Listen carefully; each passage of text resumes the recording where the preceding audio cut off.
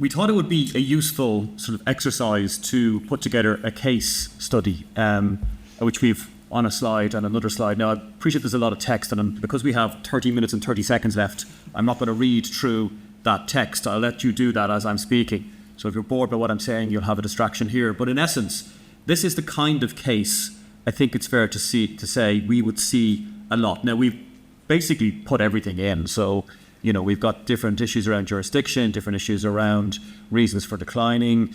We're going to delve into all of those issues without necessarily reciting through each aspect of the case study. But I think it's fair to say it's frequently the same context over and over again.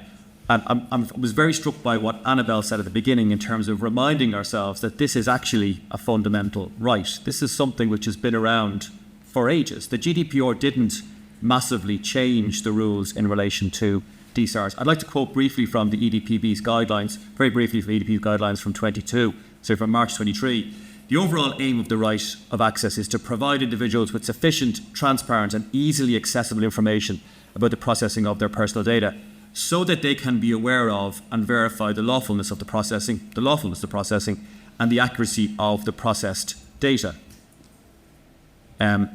Then it goes on to say, this will make it easier, but it is not a condition, for the individual to exercise other rights, such as the right to erasure or rectification. So that's the theory, if you like. That's the sort of aspirational, that's the positioning, that's all legitimate, all makes sense. And then there's the reality, which is the Workplace Relations Commission doesn't have a discovery mechanism. Discovery is very common in common law jurisdictions, which is why I think there's a preponderance of DSARs in the UK and in Ireland, and as a consequence individuals use this tool completely legitimately, but they use this tool in order to obtain access to information which will facilitate them to make a claim or to support or evidence a claim. This is the reality.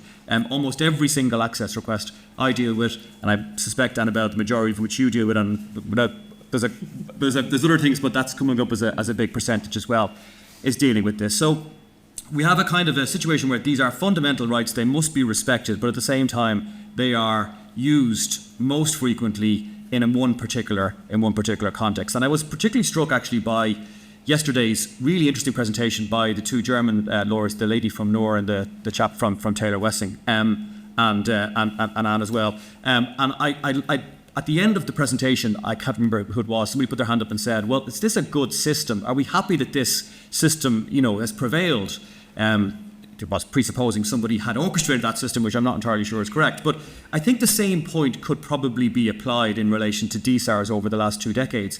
Are we happy that we have a system whereby individuals, in order to obtain information to fuel litigation effectively, are using these tools, which are, if you read the EDPB guidance, probably designed for slightly different purposes? Not saying that it's not appropriate that they do that, but there's something is possibly broken in the system a little bit if these are being used predominantly for that reason.